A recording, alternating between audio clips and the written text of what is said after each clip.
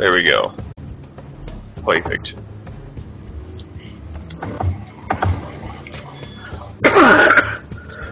Wu-Tang forever. Oh, it's not forever. Nothing's forever. Except Wu-Tang. Okay. Do you actually have the stream back up? Yeah, it's back up. Oh no, I'm still seeing Wu-Tang forever. What? Maybe I just need to refresh. Yeah, go ahead and refresh. Oh yeah, okay, I got it. Okay, cool. Yeah.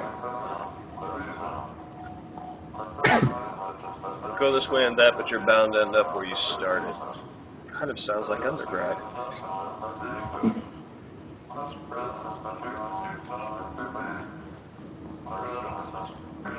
For the punk. Con? Yeah. Okay, so now we've gotten the blue color sample isolated from the circuitry of either. Well, actually, it's blue can only connect to green, so that's right. Okay, and there we have here this one in isolation and this one in isolation, and down here for Handsome Dead as well. So in that case, I guess. Yeah, I'm still interested in the number values though. Yeah, I don't understand what would change them, or what they're there to. What they're there to represent, why they become white and gray. I'm kind of confused regarding, excuse me, the green, because it's like here, it looks to me like there's a partition between the red and the green on Handsome Blue, but there is a partition between the red and the green for Handsome Purple, and also between the blue and the green, so I don't, maybe that's, and also up here.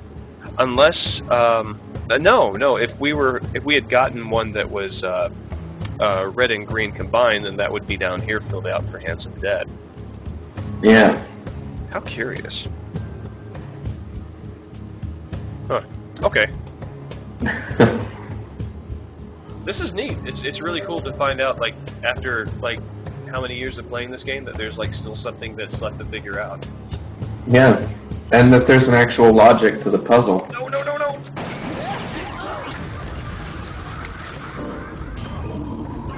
Oh, come. Yep. It's almost like he's blind. And the heck of it is, like, it's not a hard game to play.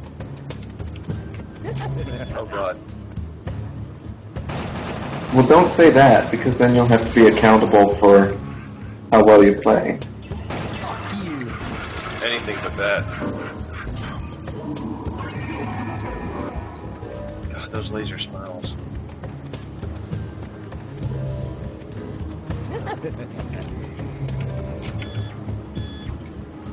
It's a very strange level. Just, I mean, it's very maze-like, and yet it all looks the same. So I guess I'm not having a hard time understanding why I forgot it. Okay, and right now,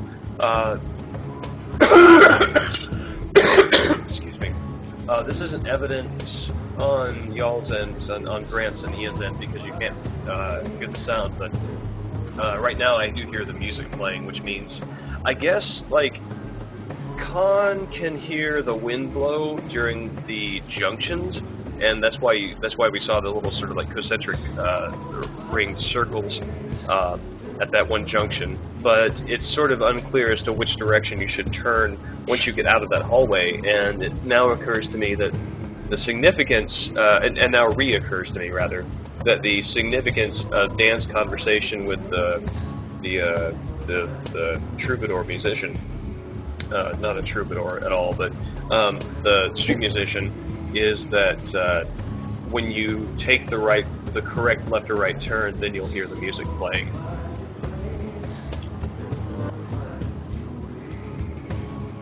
And this just looks so nice. So are you saying that only when you're playing as Khan do you hear music? No, you can hear music regardless, but I don't like not knowing things.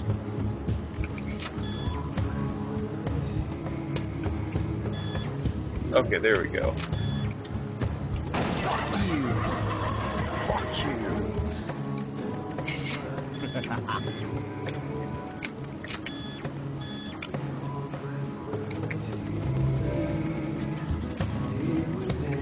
Yes. But no, you can only see the concentric circles because it's a visual representation of Khan's augmented hearing. Yeah. But that's the gain that you get. Yes, and I'm done. Huh. Apparently I bought my copy of Killer7 from Blockbuster as a used game. Oh god, Grant. Grant, this is it.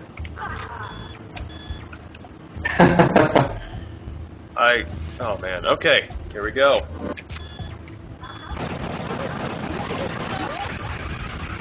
Yeah. I don't remember these guys. Oh wow, wow. Yep. Is that the fastest smile? I don't know if it's the fastest, but it's certainly the fastest combined with obnoxiousness. Well,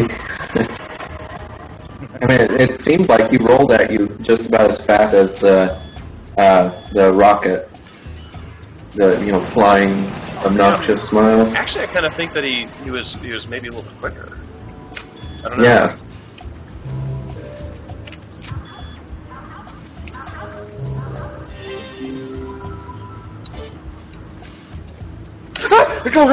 Oh, Jesus H. Christ.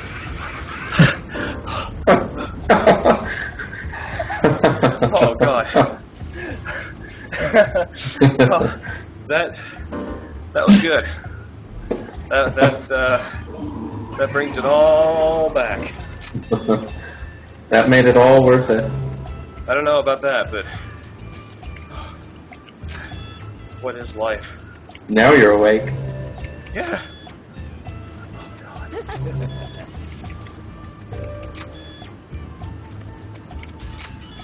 This is turning out to be the scariest chapter, oddly enough. I mean, do you think it's just an accident of circumstances that the smiles have caught you off guard most frequently in this chapter so far than in the others, or do you think that the chapter is designed for that? I think this is one of the...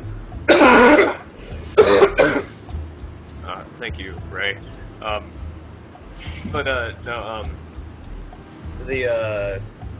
I think that this one, it kind of has maybe brought to its highest pitch in the Lost Town sequence, is very much, a lot of it is about turning corners, and Yeah. a lot more. Even though it's an open space, it has, the level design is a very closed maze. Yeah, it feels very claustrophobic to me, actually, as I'm watching this again.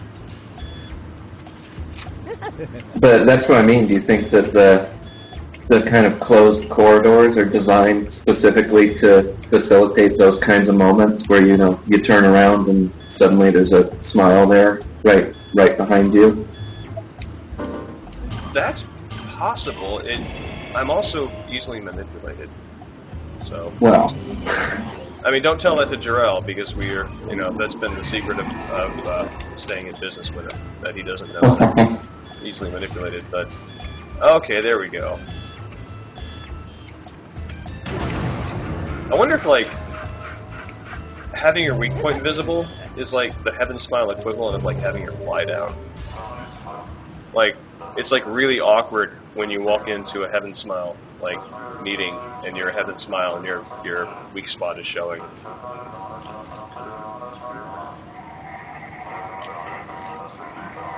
And so that's a red one, isolated red. Yes, right? It is. I think. Well, we're going to see in a second. Yes, that's right. That's an isolated red one, which is curious to me. And you already got one isolated red. Okay, sample, yeah. right? So apparently, I wonder how many more of these I'm going to acquire, or if there's actually 5 more, or if individual samples. That's interesting. The number value didn't change for Handsome Red. You're right, it didn't. So that red circuit you just got wasn't added there. Although I think that with the addition of the blue one that I had before, I think that this has changed. The tincture of this color has changed from the red value that is going to ultimately be correct for him, because there is no green counterbalancing value. Yeah. I wonder. Man, I don't know anything about color.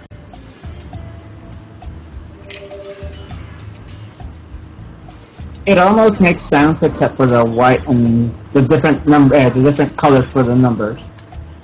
Because if it were all the same color, then I could just say, it's a different value number, and that, it would almost work if you put it on Photoshop or something. Right. On a filter, try to get the colors right. But that doesn't explain why some numbers are gray and some are white.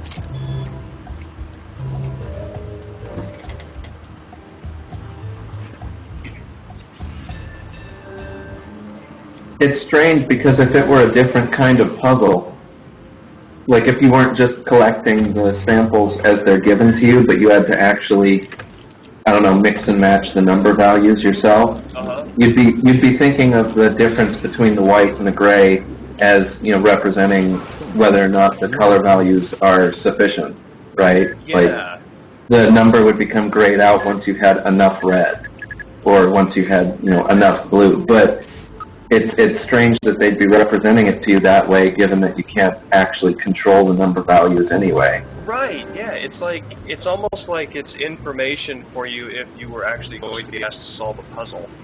Yeah, that's what I mean. It's like information that's given to you if it were a puzzle, but it's not, so I'm not sure what it's doing. And because of that, I don't think that that's actually what the graying out of the number means. I don't know.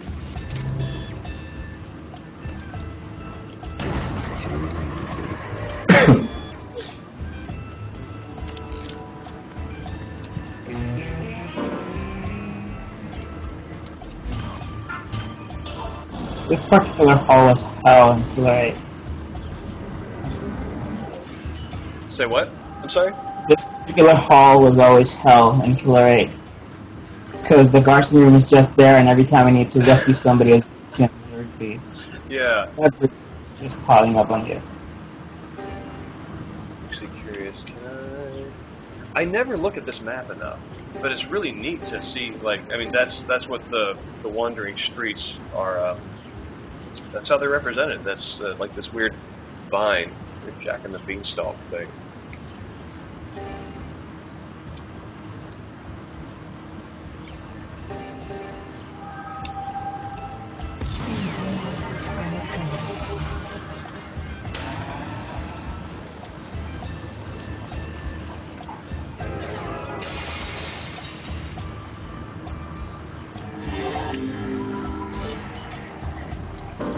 Thank you, Coyote, for doing that weird, horrifying thing that you do. I don't remember if this was talked about in the previous session of the commentary. It probably was, but the figure that appears when Coyote does that, is that just a remnant psyche, right? It's sort of unclear because that's Kikazaru. Kikazaru. Oh, is it? It's Iwazaru's wife. Okay. But at the same time, it's like that's. I don't even understand that. So, but well, and that's interesting then, given who Iwazaru is. Yeah. I mean, How to go?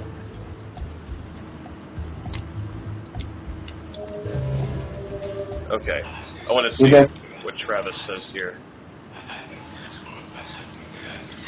I actually don't remember this. Oh yeah, that's right. Trevor Pearl Harbor is such a prima donna that he lives, like, I think he lives solely in this studio. I mean, meaning he's the sole, like, occupant, although that doesn't really explain the Heaven Smiles. The door contraption will open, meaning the door.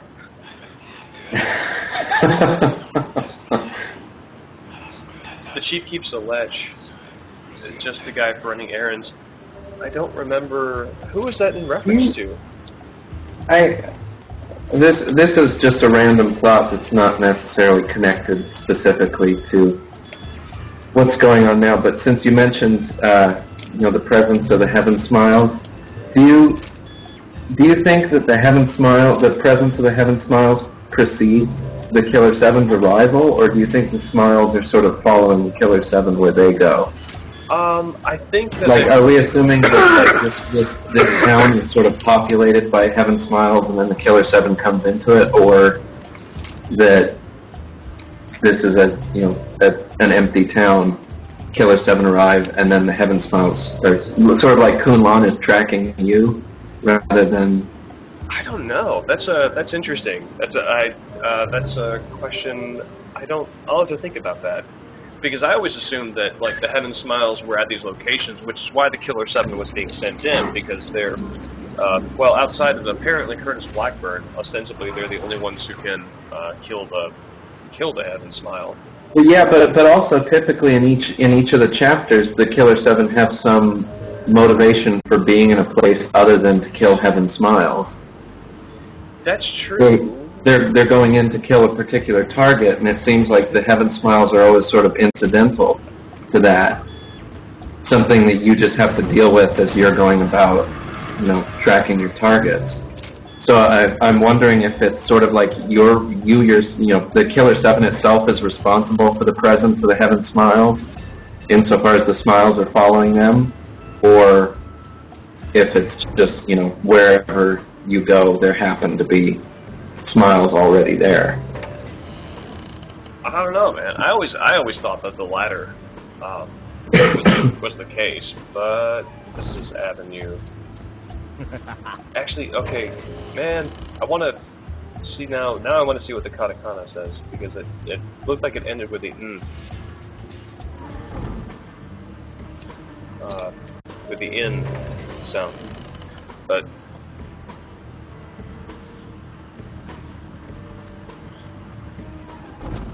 Oh, all right. Yeah, that does not say avenue in the katakana, but it went by too fast for me to parse it.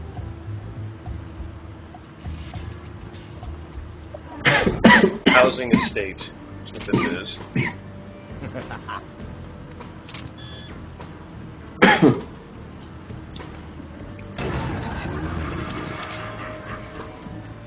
And even though Dan sorry, go on. No, go ahead. I just had a remark.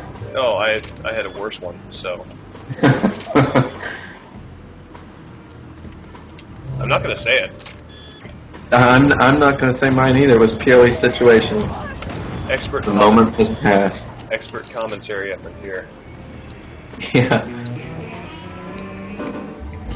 Oh, you killed it. Coyote. Yeah, and... But I don't think that actually got me thick blood, which is kind of like the gold line for those things. I wonder, is there a Harmon's room anywhere near here? I need to unlock Coyote for that.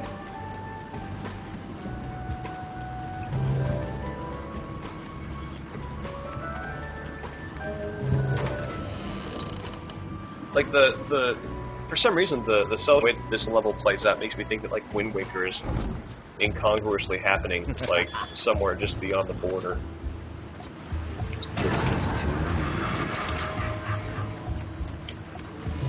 As Link finds himself in his greatest nightmare.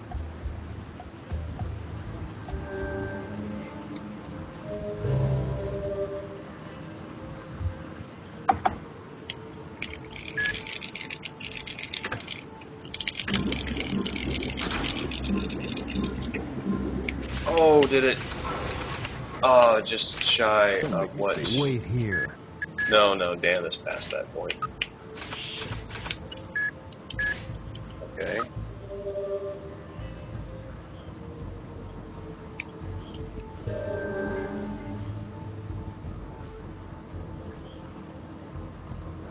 This is also one of the levels that,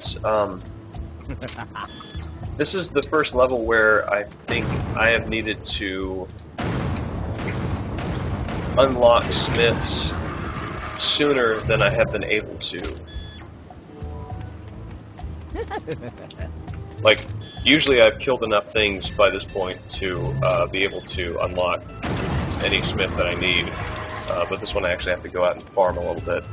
Well, there were a couple occasions on which you had to kill your way up to. I mean, I thought you did in Encounter Part 1. Oh no, you're right. You're right. Right outside of the theater.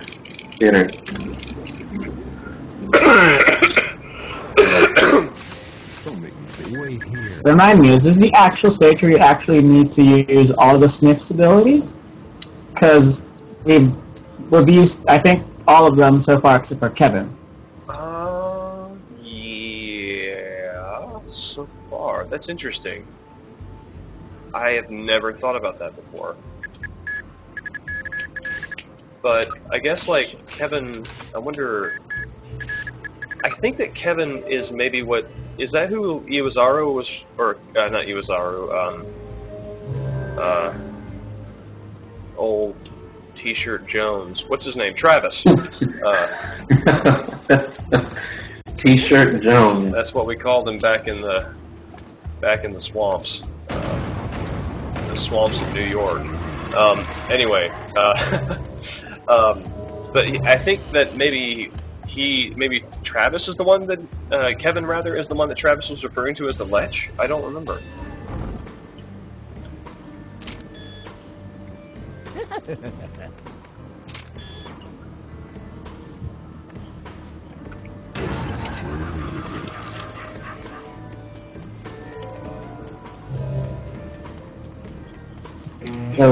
Those heaven smiles are just so cheerful. They are. I think we can learn a lot from them. Yeah.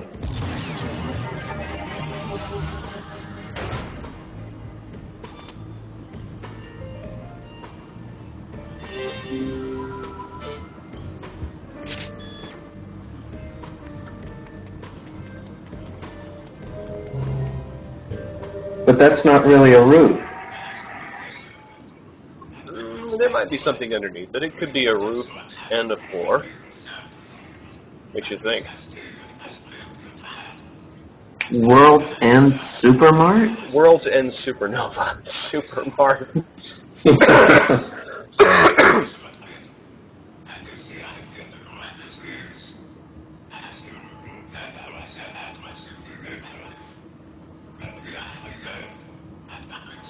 Oh, right. I would shop at the World's End Supermart. I would. That sounds like maybe Walmart for Douglas Adams.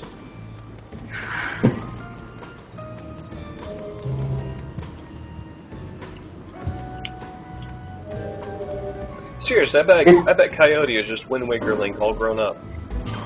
It does seem like this chapter is sort of emphasizing, I don't know, kind of teamwork or something. I mean, it is systematically forcing you to use each of the killers so far, one after another, kind of in sequence, which fits with the sort of handsome men team. You know, you're right. Which also makes it a little more interesting than that Dan is sort of implicitly selected as, like, the leader. Because, I mean, whereas in the other levels you could pretty much use him exclusively if you wanted to. Yeah. And this one... Well, also, I mean, that sort of fits into the sort of correspondence between the killer7 and the handsome men, too, because Dan has sort of a double role since he participates in the final handsome men showdown sequence, but he's also the one who kills Handsome Black. Oh yeah, that's right. Oh god. Dan is boring leader character then, with no special qualities of his own. No, Dan's he's the badass. I mean, that's kind of like, he's got collateral shot. And, I mean, because that's like the most powerful, okay, now he's saying to use the thief, and this is a green one that is in isolation. So, let's see where this fits in.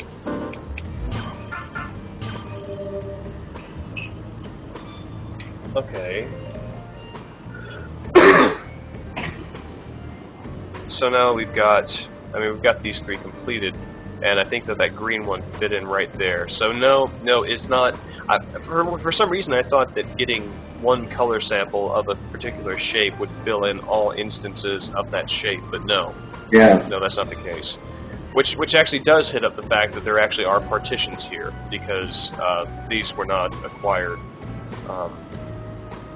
These are not acquired at the same time.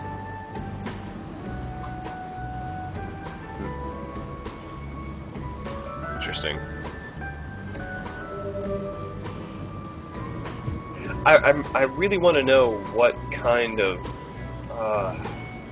I want to know if that is based off of any kind of particular circuit board configuration, or if it's simply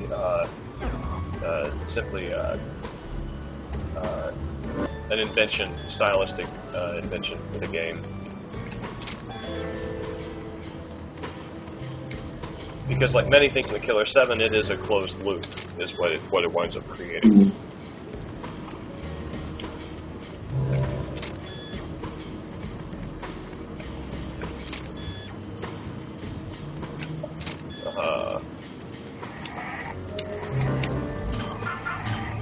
And a sort of a vague level to the combination of circuits with color samples.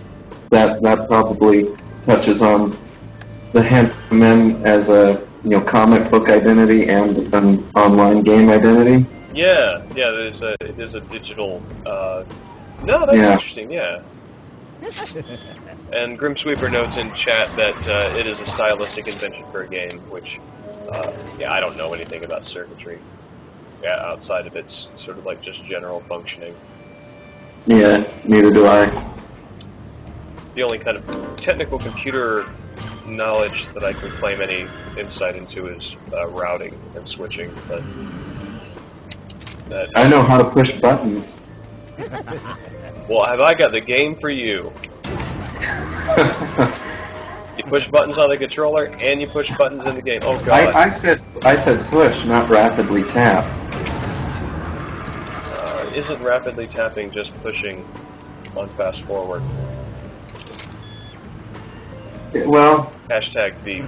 If only it were that simple. Oh god! Oh god! Oh god! No! No! No! No! No! No! No! It's all horrible. My life.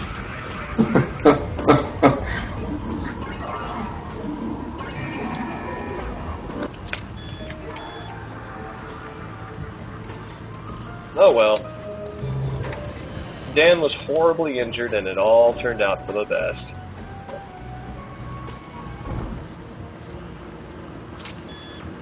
Oh yes. See, that's what Curtis thought 30 years ago. Yep.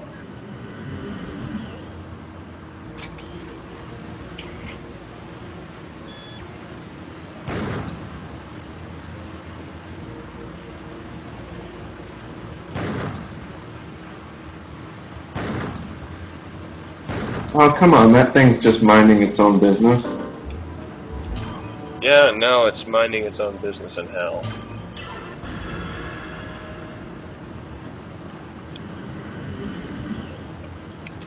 Get blood. Now, did that... I seem to remember somebody saying at some point that killing one of those things would unlock all of the Smiths, but I still see Kevin... I don't know. Weird. The one that spread out the yellow glow. Sorry, what? The one that I think the ones that unlock all the Smiths are the ones with the yellow glow. Is one of these a harmless? The inside of the church doesn't look anything like how I remember it. It's interesting because it is it contrasts with the openness and the white wall, the whiteness and the openness of the rest of the level by being conspicuously enclosed and largely dark. Oh shit, I completely forgot that all 4 of these dudes show up.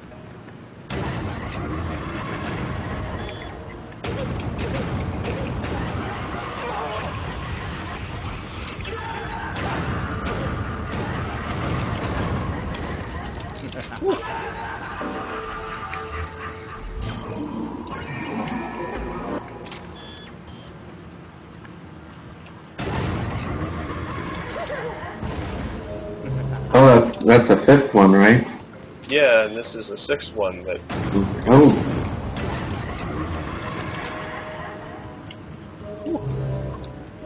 Oh, thank God, Harmon's room.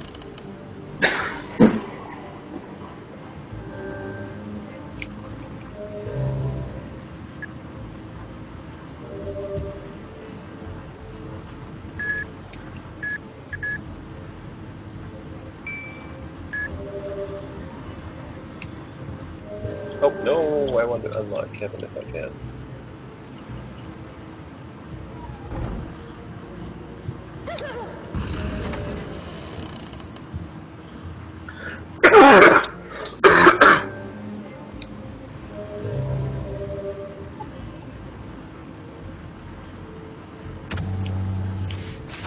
Don't make me say it.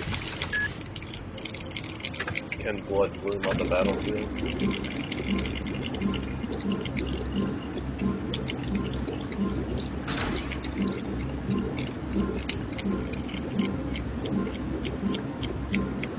Wow, the blood room generates quite a bit in this one.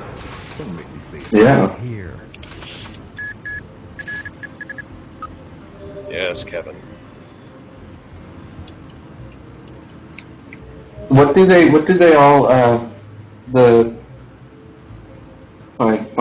find words? What do the killer 7 say when you select them in this level? Each of the individual personae. I actually don't know. Let me check on that real fast. Since they would be remarking to Dan, right? Yeah. Since Dan is the primary.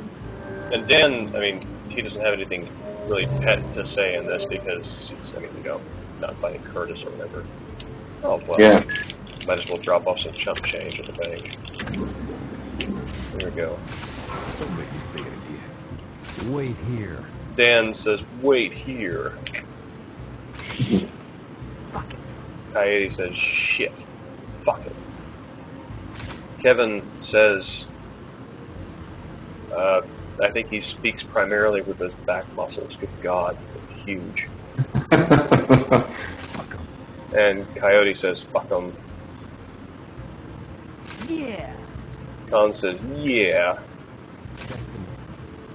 And I think Mask says testing. I've never understood what he said. But it is interesting because it's like, if Dan is like this leader figure, then they're not really enthused by him. Yeah. I know that Coyote and Coyote hate him, and that Con is terrified of him. I don't think Kevin has reactions. Well, he doesn't really have to be the leader, right? I mean, Garcian's the leader. He just has to be the hotshot star. Yeah, that's a good point.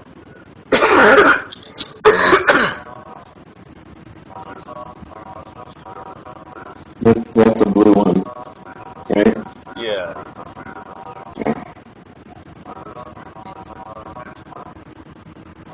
Dang, he was arrogant and theological.